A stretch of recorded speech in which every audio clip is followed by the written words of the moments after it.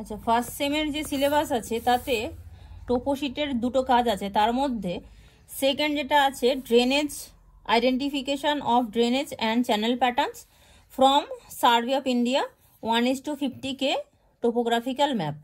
এবার পরীক্ষার সময় মানে এখানে হচ্ছে কি ড্রেনেজ প্যাটার্ন আর চ্যানেল প্যাটার্ন আইডেন্টিফাই করতে হবে এবং তার ইন্টারপ্রিটেশন লিখতে হবে। 2023 সালে যে পরীক্ষা হয়েছে তার মধ্যে যে 4টে ব্যাচ এসেছিল, ফার্স্ট ব্যাচে কি কোয়েশ্চেন এসেছিল, সেকেন্ড ব্যাচে এসেছিল ড্রেনেজ প্যাটার্ন আইডেন্টিফাই করতে 4 সেমি বাই 4 সেমি বক্স টানতে হবে এবং ম্যাপে যে ম্যাপটা দেওয়া হবে সেখান থেকে যে কোনো 3টে ড্রেনেজ প্যাটার্ন আইডেন্টিফাই করতে হবে, যে কোনো 3টে ড্রেনেজ প্যাটার্ন আইডেন্টিফাই করতে হবে। তার বক্স কতটা হবে, মাপটা 4 সেমি বাই 4 সেমি, এবং তার লেভেলিং করতে হবে, তার ল্যাটিটিউড লংটিটিউড লিখতে হবে এবং সেটার ইন্টারপ্রিটেশন লিখতে হবে। এই হচ্ছে কাজটা। মানে 4 সেন্টিমিটার বাই 4 সেন্টিমিটার 3টে বক্স কাটতে হবে।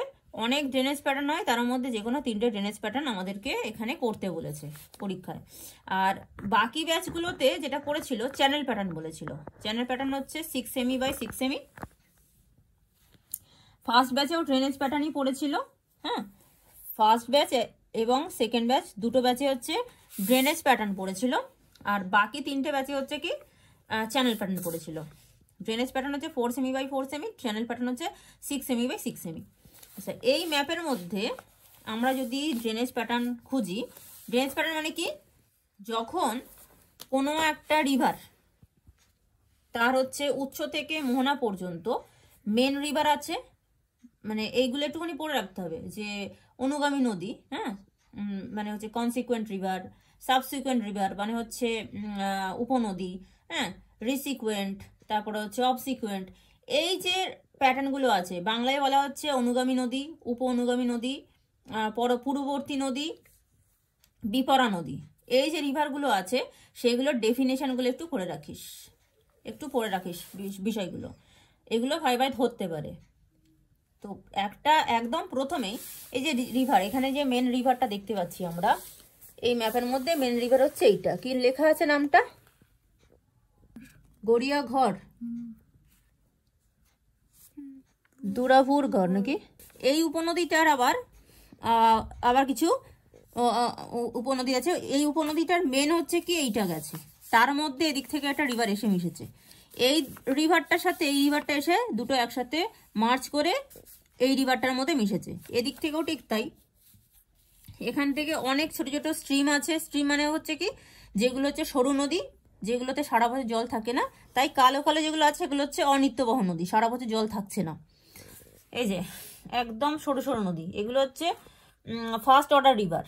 দুটো ফার্স্ট অর্ডার রিভার মিলিয়ে স্ট্রলার ছাড়াও অন্যান্য বিভিন্ন আর কি বিজ্ঞানীরা আছে, ভূবিজ্ঞানীরা আছেন, তারা বিভিন্ন অর্ডারে তাদের স্ট্রিম অর্ডার করেছেন।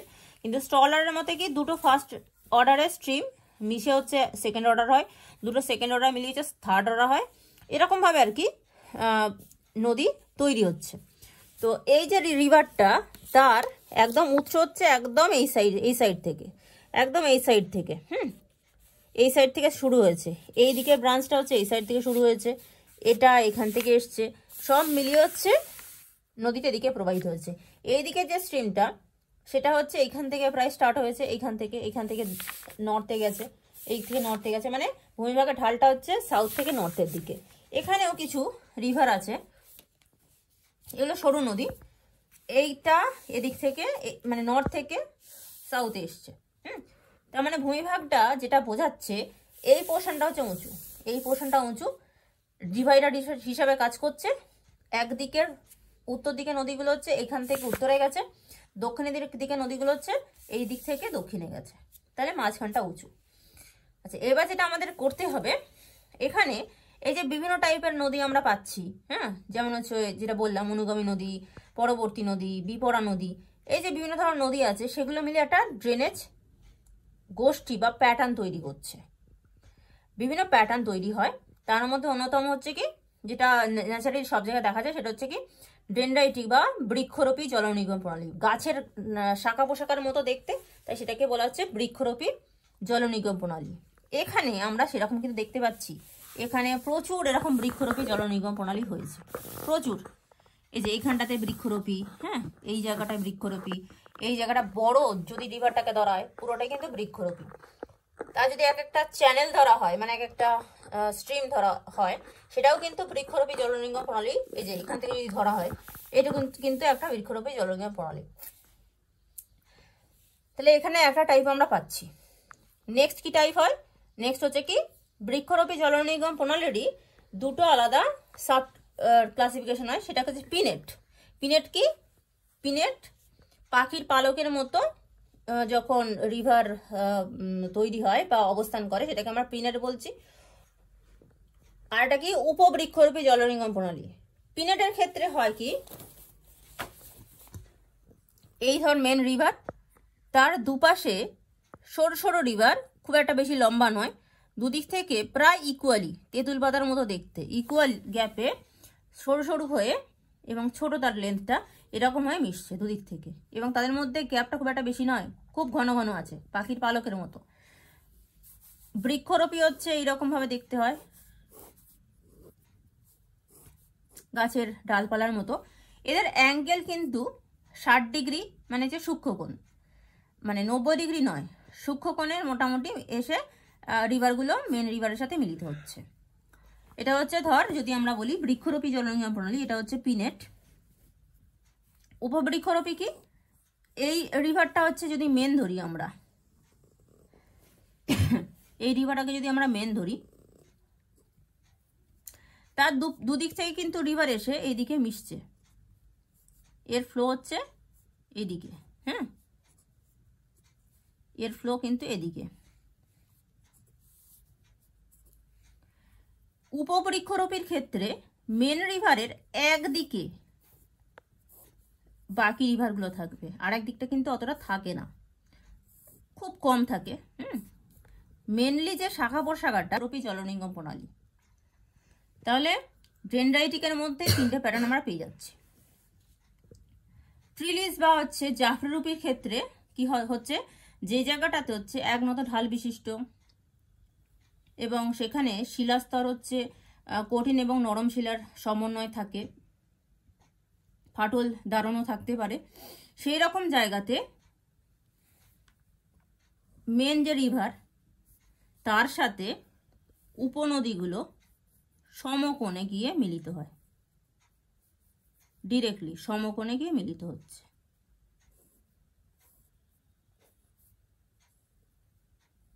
আঙুর গাছে যেরকম শাখা প্রশাখা যায় সেরকম ভাবে।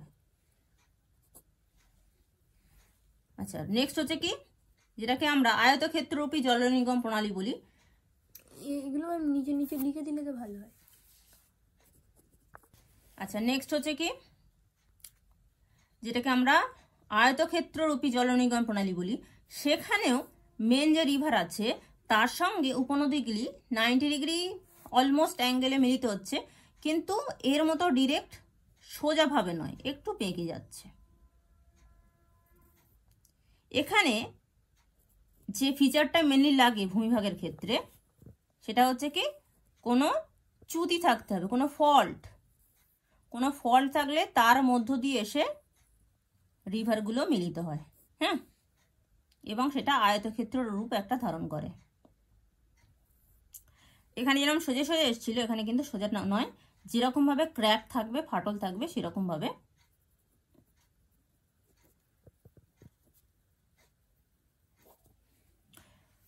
রিভারগুলো এসে মিলিত হবে, জয়েন হবে। আর কি আছে এই পেজে করছি। আর হচ্ছে কি কেন্দ্রমুখী কেন্দ্র বিমুখ, মানে সেন্ট্রিপিটাল আর সেন্ট্রিফিউগাল। সেন্ট্রিপিটাল মানে হচ্ছে কেন্দ্রমুখী, যখন ধর এরকম একটা গম্বুজাকারের পাহাড়, মানে কি সেখানে যে এগুলো আমি কি করেছি সমোচ্চ রেখা করেছি, কন্টুর। বাইরের দিকটাতে হচ্ছে বেশি হাইটের কন্টুর থাকবে, ধর 1000 মিটার, 800 মিটার, 700 মিটার, তাহলে কি বাইরের দিকটাতে হচ্ছে বেশি হাইট আছে, বাইরে হচ্ছে বেশি আর কি হাইটের ভূমিভাগটা আছে, হ্যাঁ। মানে ধর এই চারিপাশে হচ্ছে পাহাড় আছে, মাঝখানে উপত্যকা, সেখানে কি হচ্ছে তখন কি হচ্ছে, রিভারগুলো হয়েছে, রিভারগুলো হচ্ছে কি ওপর থেকে নিচের দিকে নামবে, তার মুখ হচ্ছে এইদিকে, বোঝা গেল? কিন্তু এরকম ফিচার খুব কম পাওয়া যায়।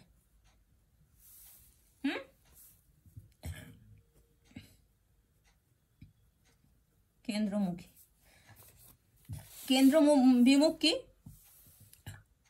আর এটা প্রথমে আমি ডোম শেপ বললাম, ডোম শেপ নয়, এটা বাটির মতো আর কি, চারিপাশটা উঁচু ভূমিভাগ, মাঝখানটা হচ্ছে নিচু।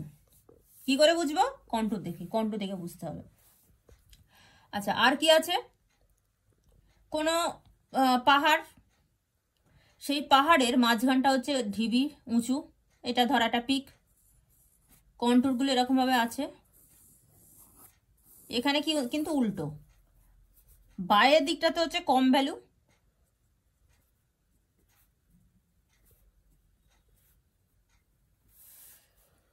আর ভিতরের দিকে হচ্ছে কি বেশি ভ্যালু। এটা হচ্ছে ম্যাক্সিমাম ক্ষেত্রে কমন। এই ক্ষেত্রে কি হবে, ভূমি ঢাল বেয়ে কেন্দ্র থেকে বাইরের দিকে নদী প্রবাহিত হবে।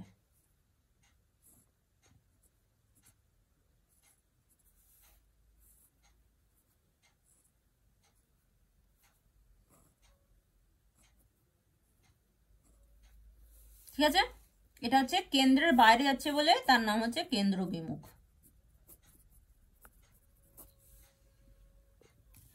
আচ্ছা, ডোম শেপ যে সমস্ত পাহাড় আছে, এখানে এটা ডোম শেপও হতে পারে। ডোম শেপ শুধুমাত্র পাহাড় হলে হবে না, তার মধ্যে ক্র্যাক থাকতে হবে, ফাটল থাকতে হবে। হ্যাঁ, সেই ফাটল বরাবর ধর সেন্টার থেকে রিভার আসছে, এসে এখানে একটা ক্র্যাক আছে বা ফাটল আছে, সেই বরাবর রিভারটা তার মধ্যে প্রবেশ করলো, সে ওই ফাটল বরাবর প্রবাহিত হচ্ছে, আবার সে এখানে ফাটল দিয়ে নিচের দিকে নামছে। ধর এখানে ফাটল এরমভাবেই গেছে, আবার সে এখানটাতে ফাটল পাচ্ছে, এই বরাবর এরম ঘুরতে ঘুরতে বের পাকানোর মতো আর কি রিভারটা নামে, ডিরেক্টলি নামে না। ডিরেক্ট এরা যেরকম সোজা নেমে আসছে, ওটা কিন্তু সোজা নামে না, ওটা এই ধরনের নদীগুলো ওই চ্যানেলের মানে যে ক্র্যাক আছে বা ফাটল আছে তার মধ্যে দিয়ে কিন্তু রিভারটা ফ্লো হয়, এবং আংটির মতো মনে হবে, দূর থেকে দেখলে মনে হবে আংটির মতো পাক খেয়ে আছে, সেরকম ভাবে নিচের দিকে নামছে। ঠিক আছে, এটাকে অঙ্গুরিয়াকার জলনির্গম প্রণালী বলে।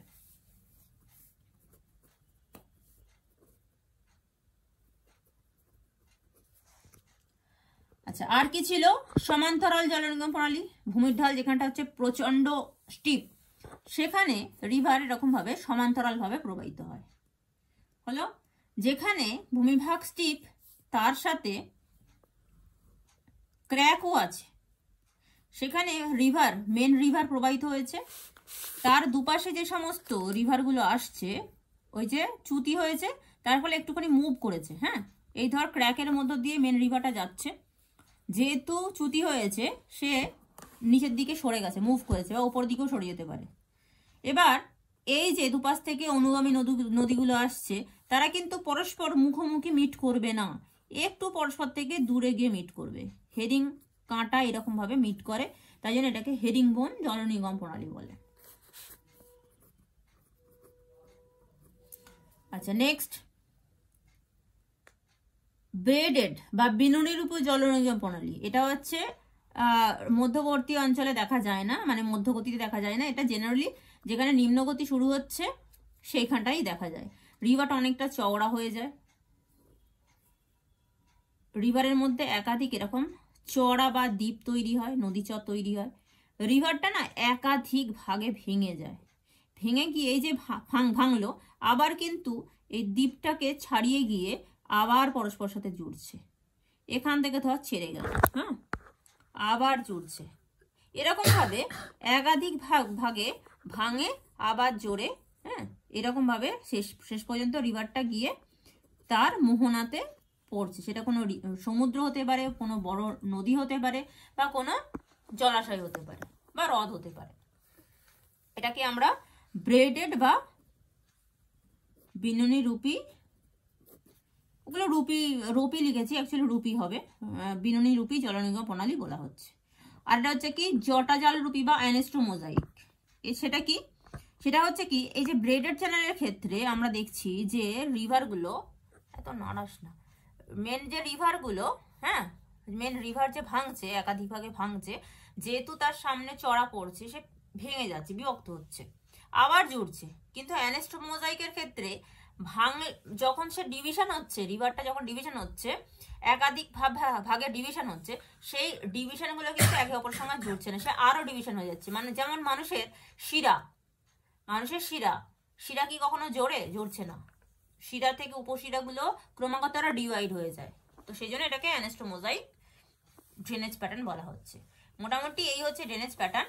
সেইগুলো কনসেপ্ট আমি বললাম, এটা ভালো করে বাড়িতে গিয়ে ডেফিনেশন, ক্যারেক্টারিস্টিক্স, অনুকূল পরিবেশ মানে হচ্ছে কোন পরিস্থিতিতে গড়ে ওঠে, কিরকম ফিচার্স থাকলে গড়ে ওঠে, সেগুলো পড়তে হবে, ঠিক আছে? আচ্ছা, স্ট্রাকচারটা বলছি, কিরম ভাবে পরীক্ষার সময় লিখতে হবে। প্রথমে টোপোশিটে আমি এই পাতাটা ছাড়ছি, এই পাতায় লিখছি। প্রথমে ইন্ট্রোডাকশন, যাই দিক না কেন ম্যাপের ইন্ট্রোডাকশন প্রথমে দিতে হবে। ইন্ট্রোডাকশনে কি থাকছে, প্রথমে হচ্ছে বুলেট করে করে লিখবি। প্রথমে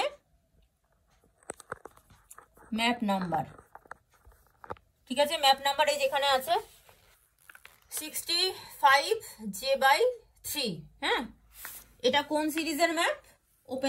ওল্ড সিরিজের ম্যাপ। যে সিরিজের ম্যাপ সেটা কিন্তু লিখে দিয়ে আসতে হবে, হ্যাঁ, কারণ কি নাম্বারিং এর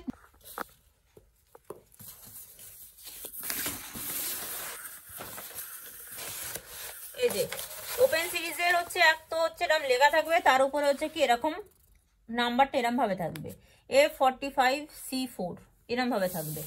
এখানেও আছে ওল্ড সিরিজের নাম্বার, এখানেও আছে, কিন্তু তার সাথে ওপেন সিরিজের নাম্বারটাও আছে, যেটা ওই ম্যাপের মধ্যে নেই, ওটা পুরোটাই হচ্ছে ওপেন সিরিজের, ওল্ড সিরিজের ম্যাপ।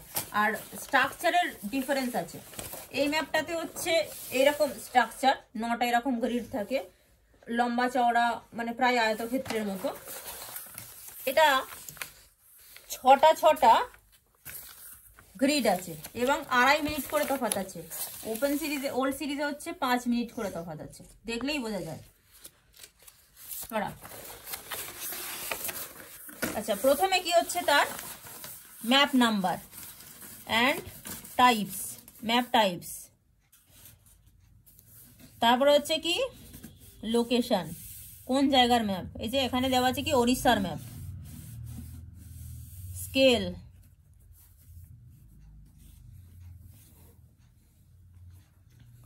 লোকেশনাল এক্সটেন্ট, মানে ম্যাপটার ল্যাটিটিউড লংজিটিউড কতটা, এক্সটেনশনটা লিখতে হবে। Next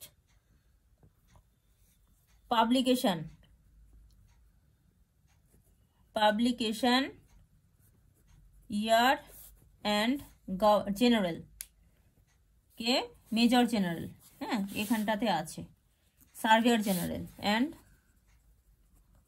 surveyor general.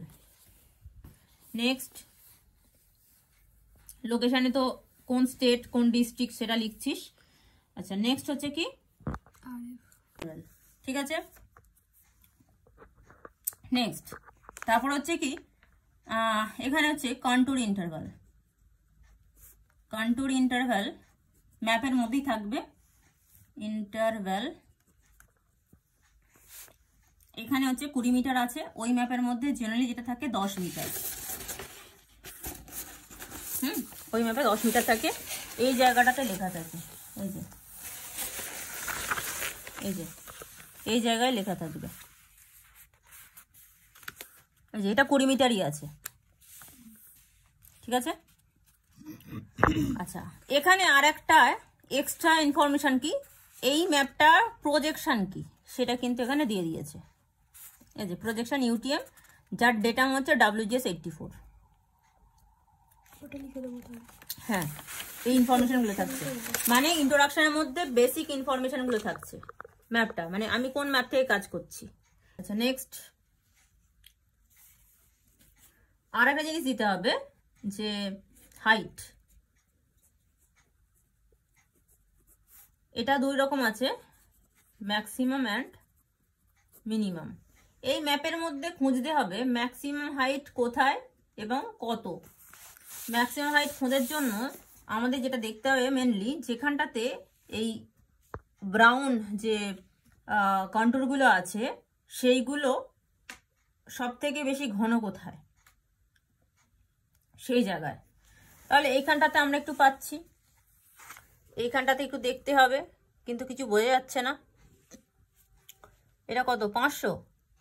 কত লেখা আছে এটা? না 300? 300।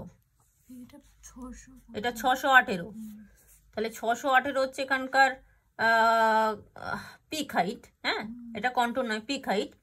তার মানে যেহেতু 20 মিটার করে, তাহলে 600 হচ্ছে এখানকার ম্যাক্সিমাম কন্টুর ভ্যালু, আর এই জায়গার ম্যাক্সিমাম হাইট হচ্ছে 618। আর ম্যাপের মধ্যে বেশি হাইট কোথাও আছে?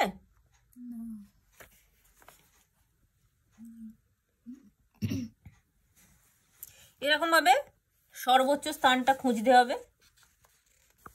তাহলে রিলেটিভ হাইট এখান থেকে আমরা পেয়ে যাচ্ছি। ডিরেকশন,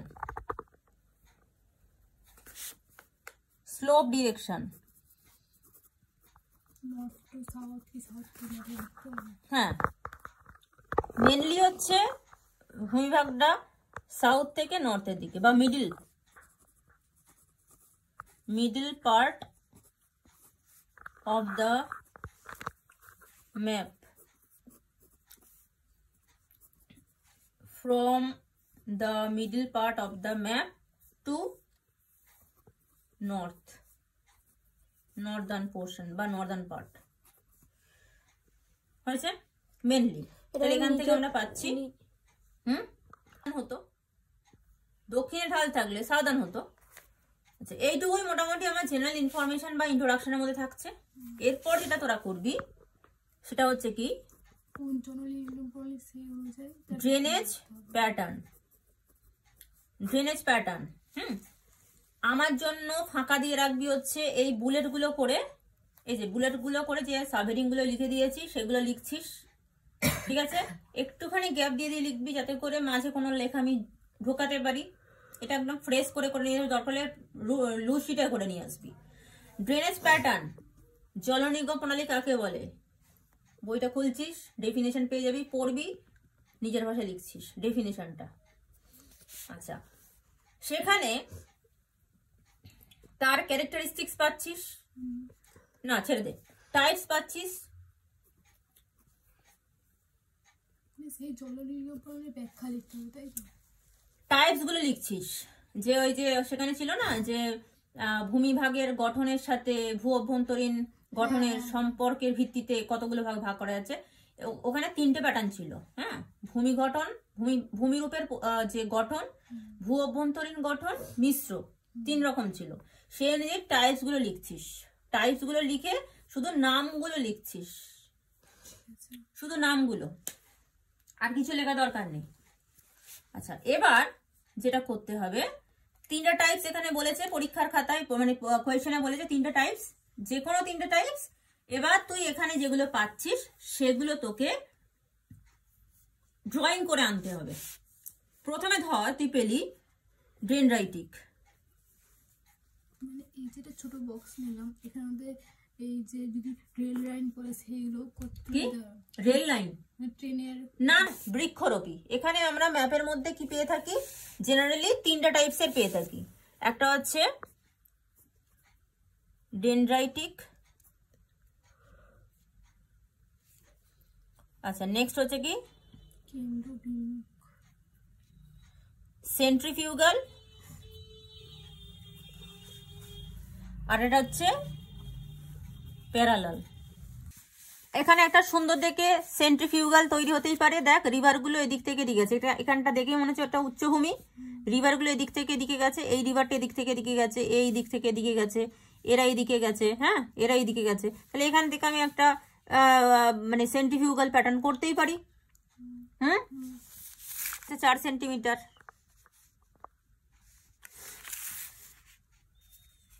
এখান থেকে এত 4 সেন্টিমিটার, হ্যাঁ 4x4 সেন্টিমিটার মধ্যে চলেই যাচ্ছে দিব্যি।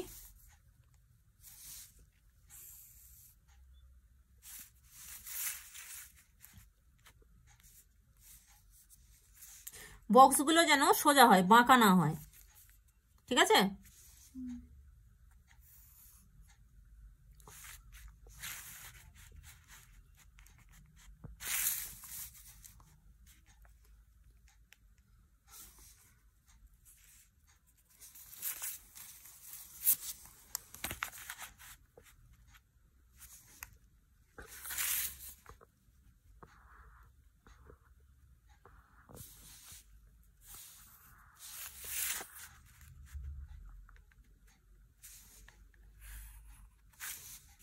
তাহলে এই 4x4 সেন্টিমিটার বক্স কেটে নিলাম।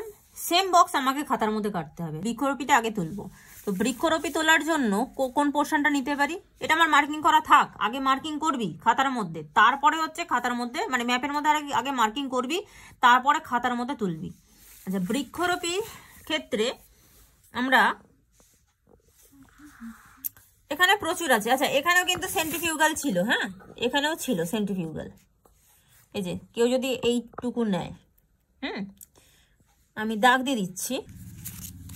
এই একটা তুললাম। বৃক্ষরোপী হচ্ছে এইখানটাতে তুলতেই পারি। আগে মাপটা করে দেখে নি ঠিকঠাক আসছে কিনা, বোঝা গেল?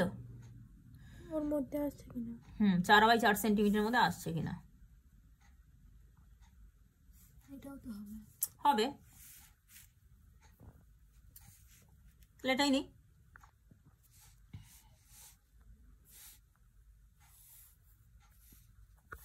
পাঁচ নিচ্ছি, ঠিক আছে? 4 বলেছে, 5 নিলেও কোনো অসুবিধা নেই, ঠিক আছে? আমি 4ই নিচ্ছি, এইখানটা 4ই নিচ্ছি, যেন সোজা হয়। হ্যাঁ, দেখে বুঝতে হবে যে যে মানে প্যাটার্নগুলো আমি নিচ্ছি সেগুলো কিন্তু সবচেয়ে সোজা, দেখেই বোঝা যায়।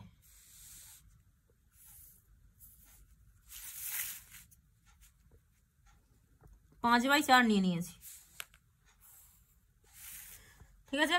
এইটুকু তুলবো, এইটুকু পোর্শন, তার মধ্যে এই যে কন্টুরটা তুলছি, কন্টুর চোখের আন্দাজে তুলবো, ব্রাউন কালারের পেন বার কর, আর হচ্ছে রিভারটা তুলবো। আচ্ছা, আর এটা হচ্ছে প্যারালাল তুলবো। প্যারালাল কোথায় পাই, বা প্যারালাল না পেয়ে যদি উপবৃক্ষরোপী পাই তাহলেও হবে, যদি পিনেট পাই তাহলেও হবে। প্যারালাল এখান থেকে করতে পারি, হ্যাঁ এই যে পোর্শনটা প্যারালাল আমরা করতে পারি, ঠিক আছে? কিন্তু সবটা নিলে হবে না।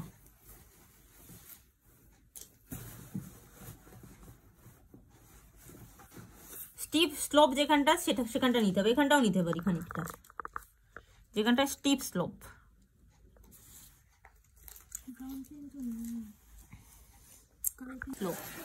এখানটা থেকে আমরা প্যারালাল নিতেই পারি, মানে এখানে একটু কমে নিচ্ছি, 3 সেন্টিমিটার নিচ্ছি,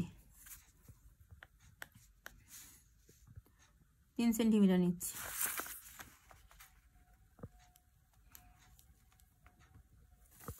একটু কম বেশি করে নেওয়া যায় যেন বক্সটা সোজা হয়।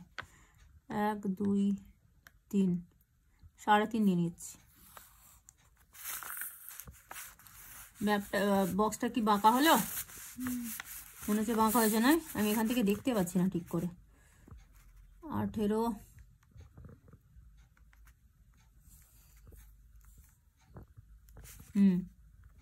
এখান থেকে ওটার কথা।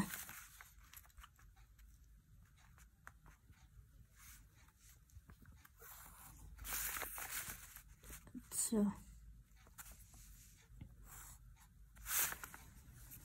ঠিক আছে, রাবার দেখি। 5x4 ডেনড্রাইটিক ড্রেনেজ প্যাটার্ন লিখছিস, হলো? তারপরে একটা এক্সাম্পল দিচ্ছিস এর সাথে, এক্সাম্পল, তারপরে তার জেনারেল ক্যারেক্টারিস্টিক্স লিখছিস, থেকে বেশি না। আচ্ছা, এবার এখানে ছবিটা দিচ্ছিস কত, ওই 5x4, 5x4 এর ডায়াগ্রামটা এখানে ড্র করে দিচ্ছিস। দেখে নে কিরকম ভাবে করবি। 5x4, 5, তার দুপাশে হচ্ছে 1 সেন্টিমিটার করে এক্সট্রা রাখবো। তার মানে কি 5-এর এই পাশে 1, এই পাশে 1, মানে 7 সেন্টিমিটার ল্যাড লং রেখে লেখার জন্য। সেন্টিমিটারেরও ওপরে হচ্ছে 1 সেন্টিমিটার, নিচে 1 সেন্টিমিটার। হ্যাঁ, তার মানে 6 সেন্টিমিটার। হুম,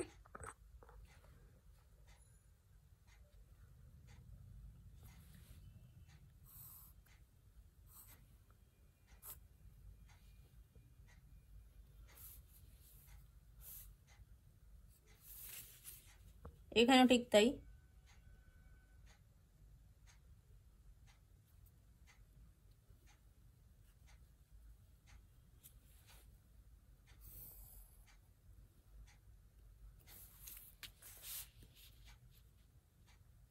বক্স যেন সোজা হয়, বক্স যেন বাঁকা না হয়। ঠিক আছে?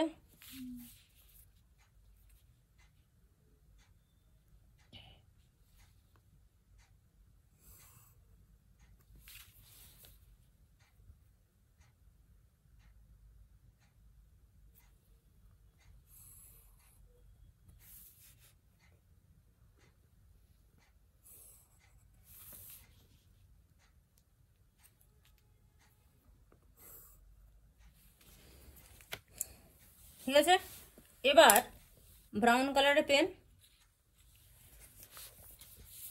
কন্টুর আছে। হ্যাঁ, 500 কন্টুর এইরকম ভাবে গেছে।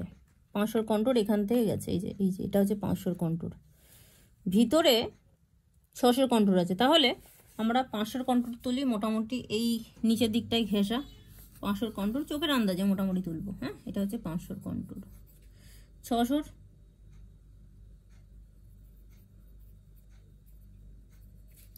তারপরে দেখে মনে হচ্ছে যে এগুলো এরকম ঘুরে ঘুরে গেছে, ছোট ছোট করে তুলে দেয়। হ্যাঁ, মোটামুটি চোখের আন্দাজে তুলে দেয়। ঠিক আছে, নেক্সট এখানটাতে আর একটু কিছু কন্ট্রোল করে দেয়। আচ্ছা, এখানটাতে ঘিরে আরো কিছু কন্ট্রোল আছে।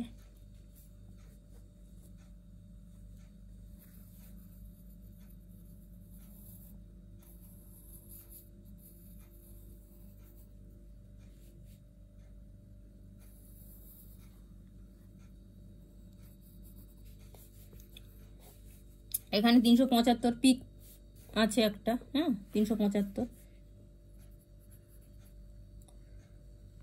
তাকে ঘিরে হচ্ছে, তাহলে 370 আছে, 370 নয় 360। হ্যাঁ, 340, যেহেতু 20 মিটার করে 320। এটা হচ্ছে 300 কন্টুর।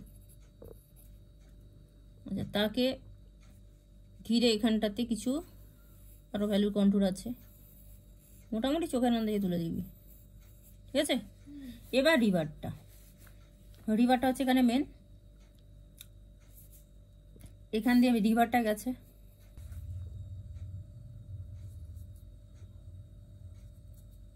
তো লেখা হচ্ছে না।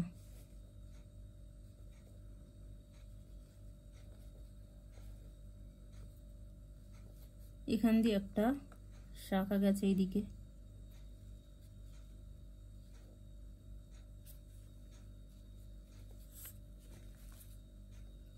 মোটামুটি চোখের আন্দাজ। হ্যাঁ, এখান দিয়ে একটা এরকম গেছে,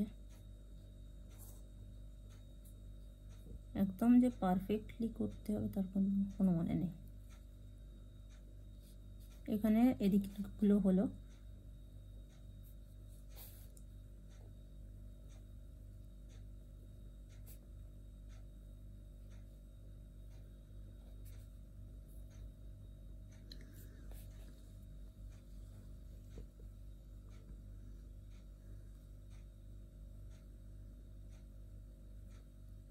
ঠিক আছে। ড্রেনেজ প্যাটার্ন এটা হলো RF 1:50,000। ল্যাড লংটা এবার বার করা শিখে খাই। এইগুলো আমি আর করছি না, একে দেখাচ্ছি না, এগুলো তো বুঝতে পেরে গেছিস কিরকম ভাবে করতে হয়।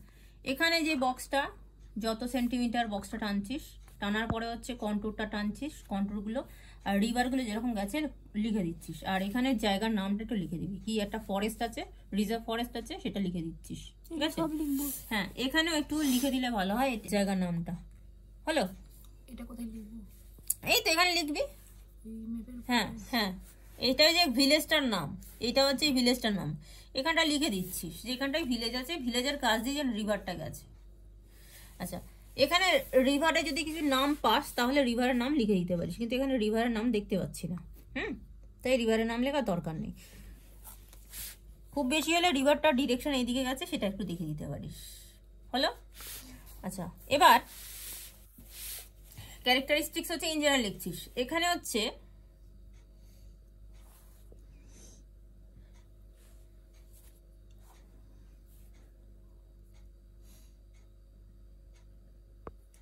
Case study. কেস স্টাডি মানে এই রিভারটা কেন এই ধরনের এখানে গড়ে উঠেছে সেটা আমাদেরকে ব্যাখ্যা করতে হবে। কেস স্টাডির মধ্যে আমরা পয়েন্ট করে লিখব। সেন্ট্রিফিউগাল ড্রেনেজ প্যাটার্ন, এটাও ঠিক তাই। ডেফিনেশন, এক্সাম্পল, ক্যারেক্টারিস্টিক্স, তারপর হচ্ছে কেস স্টাডি, আর এখানে হচ্ছে ড্রয়িংটা, ঠিক আছে? এটা হয়ে যাওয়ার পরে কি করছিস? Parallel drainage pattern. হলো? এবার যদি প্যারালাল না পাওয়া যায়, যেটা পাওয়া যায় এক্সাম্পল, ক্যারেক্টারিস্টিক্স, কেস স্টাডি, আর এখানে হচ্ছে ড্রয়িংটা। একদম শেষে হচ্ছে এই জায়গাটাতে একদম শেষে স্টাডি এরিয়া দিতে হবে। মানে এই ম্যাপটা অ্যাকচুয়ালি এই যে ম্যাপের যে পোর্শন থেকে টিপিক্যাল ফিচার্সগুলো নেওয়া হয়েছে সেটা অ্যাকচুয়ালি এটা করা উচিত এক জায়গায় তিনটে, যেটা করা উচিত ছিল তিনটে এক জায়গায় লিখে তার যে হেডিং, হ্যাঁ, ওড়িশা, তারপরে হচ্ছে কি ওটা কোরাপুট ডিস্ট্রিক্ট, এইসবগুলো লেখা উচিত। কিন্তু যেহেতু ওখানে পাওয়া যায়নি, আমরা চেষ্টা করব এইখানটাতেই কভার করে দেওয়া। ওড়িশা, কোরাপুট ডিস্ট্রিক্ট। আচ্ছা, নাম্বার হচ্ছে ম্যাপ নাম্বার, মানে toposheet number, Toppo map number 65 J/5, হ্যাঁ, J/3 এখানে ক্ষেত্রেও ঠিক তাই, এটা লিখতে হবে, এটা এখানে লিখতে হচ্ছে।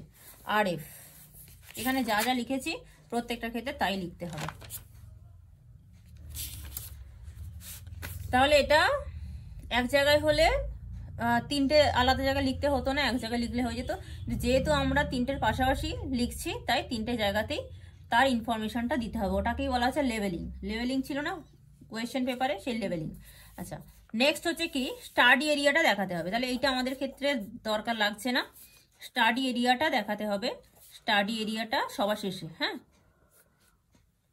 3 সেমি বাই 3 সেমি একটা বক্স টানবো, তাকে 1 সেমি করে 3 ভাগে ভাগ করছি। এবার কোন কোন ড্রেনেজ প্যাটার্নটা কোথা থেকে তুলেছি সেটা আমাদেরকে বক্স করে দেখিয়ে দিতে হবে। যেমন বক্স করে, হ্যাঁ, শুধু বক্স করে। যেমন এটাকে আমরা মানে নাম্বারিং করলাম, ডেনড্রাইটিক হচ্ছে 1, এটা হচ্ছে 2, এটা হচ্ছে 3। এবার ধর আমরা ডেনড্রাইটিকটা নিয়েছি বি মানে A2 গ্রিডে, A2 গ্রিডে মানে A2 গ্রিড মানে হচ্ছে এই পোর্শনটায় A2 গ্রিড, এই যে A2 গ্রিড, এখানটায় পাশে লিখলি 1 নম্বর। আচ্ছা, আমাদের সেন্ট্রিফিউগালটা নিয়েছি হচ্ছে B2 গ্রিডে, একটু নর্থের দিকে ঘেঁষা করে, এটা 2 নম্বর। আর 3 নম্বরটা হচ্ছে কি C1 গ্রিডে, এটা হচ্ছে 3 নম্বর। এটা হচ্ছে স্টাডি এরিয়া হয়ে গেল, ম্যাপের মধ্যে কোথা থেকে নিয়েছি। আচ্ছা, এবার ল্যাটিটিউড লঙ্গিটিউডটা একটুখানি দেখে নিই। শেষে হচ্ছে কনক্লুশন, ওভারঅল একটা কনক্লুশন লিখে দিতে হবে। এই এবং মানে পুরোটাই হচ্ছে প্যারালাল আছে, ল্যাটিটিউডগুলো দুটো যে ল্যাটিটিউড একে অপরের সঙ্গে প্যারালাল আছে, লংগিটিউডগুলো কিন্তু একে অপরের সাথে প্যারালাল আছে। মানে এই কোণটার যদি আমরা লংগিটিউড বার করি তাহলে এই কোণটার হয়ে যাচ্ছে, মানে এটাই তো একটাই তো লাইন, এই কোণটার একটা বার করলে এই কোণটার হয়ে যাচ্ছে। আর ল্যাটিটিউডের ক্ষেত্রে এই কোণটা বার করলে এই কোণটা হয়ে যাচ্ছে, এটা বার করলে এটা হয়ে যাচ্ছে। মানে আমাদেরকে দুটো লংগিটিউড বার করতে হবে, দুটো ল্যাটিটিউড বার করতে হবে। আচ্ছা, লংগিটিউড কোণটা যেটা হচ্ছে কি ভার্টিক্যালি আছে, হ্যাঁ, লম্বালম্বি যেটা আছে লংগিটিউড, বোঝা সুবিধার জন্য বলছি, লম্বালম্বি যেটা আছে সেটা হচ্ছে লংগিটিউড, সেটা হচ্ছে ওয়েস্ট থেকে ইস্টের দিকে বাড়ছে। আমরা যে হেমিস্ফিয়ারে আছি, আমরা যে নর্থ ইস্ট হেমিস্ফিয়ারে আছি, সেজন্য এখানে লংগিটিউড কি হচ্ছে ওয়েস্ট থেকে ইস্টের দিকে বাড়ে। তাহলে আমাদের এই পোর্শনটা, এই মাপটা পেতে গেলে, বা এই মাপটা যাই হোক না কেন, এই কোণটার লংগিটিউড পেতে গেলে আমাদেরকে এদিক থেকে এদিকে যেতে হবে, এদিক থেকে এদিকে যেতে হবে।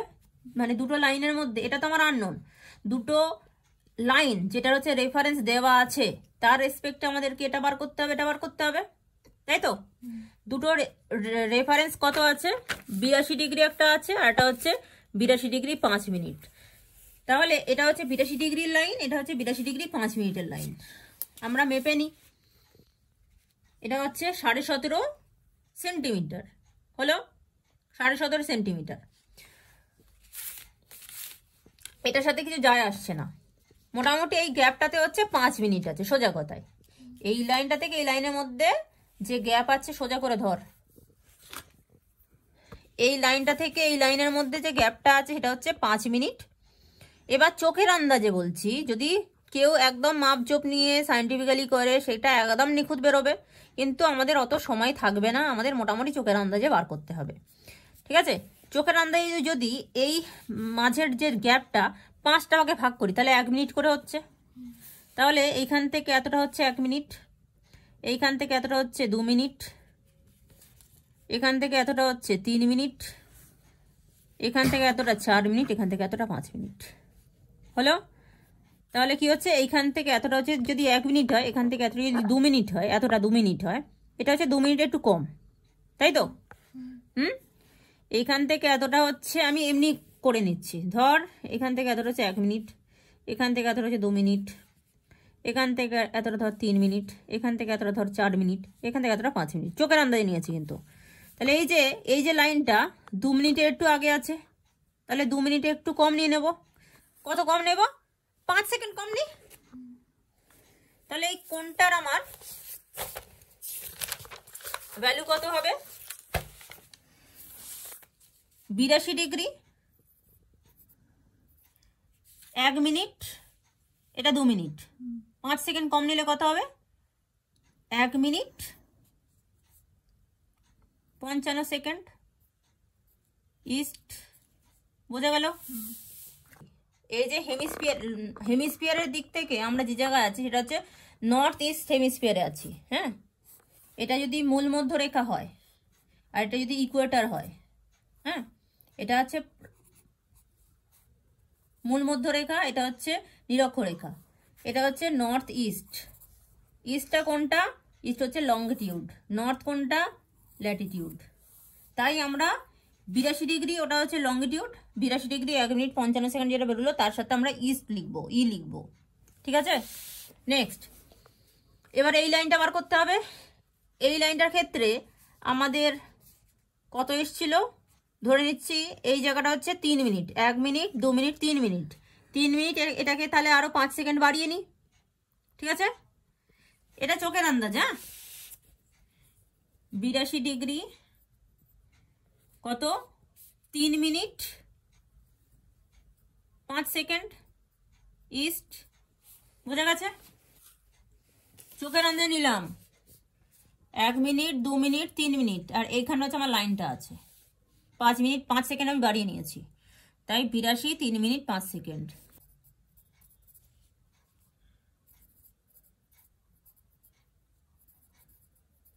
যেটা উপরে লিখবো সেটা নিজেই লিখবো যেহেতু লাইনটা সমান আছে। আচ্ছা, ল্যাটিটিউডের ক্ষেত্রে এদিক থেকে এদিকে বাড়ছে। এখানেও আমার রেফারেন্স মাপ আছে কত? 18 মিনিট, 18 ডিগ্রি 20 মিনিট, হ্যাঁ। এই গ্যাপটাকেও, ল্যাটিটিউডের এই যে গ্যাপটা আছে এই গ্যাপটাকেও কিন্তু আমাদেরকে 5 ভাগে ভাগ করতে হবে চোখের আন্দাজে।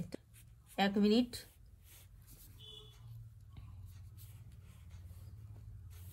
2 মিনিট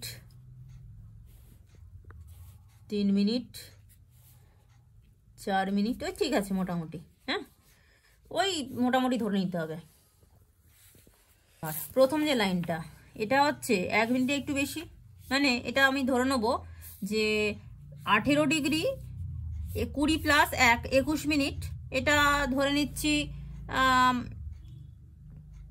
8 সেকেন্ডের মতো ধরে নিচ্ছি ওটা। তাহলে কি লিখবো নিচেরটা? হ্যাঁ, 18 ডিগ্রি 21 মিনিট 8 সেকেন্ড নর্থ হলো। এখানেও এই পাশেও ঠিক তাই লিখে নেব, 18 ডিগ্রি 21 মিনিট 8 সেকেন্ড নর্থ। ঠিক আছে, 2 মিনিট, এটা হচ্ছে 3 মিনিট আমাদের এখানে আছে। তাহলে এইটা আমরা কি নিতে পারি, 15 সেকেন্ড নিতে পারছি। এইখান থেকে এতটা হচ্ছে 2 মিনিট, এটা হচ্ছে 15 সেকেন্ড। তার মানে কি 18 ডিগ্রি 20 আর 2 22 মিনিট 15 সেকেন্ড নর্থ। এই কোণটাতেও ঠিক তাই হবে, 18 ডিগ্রি 22 মিনিট 15 সেকেন্ড নর্থ। ঠিক আছে।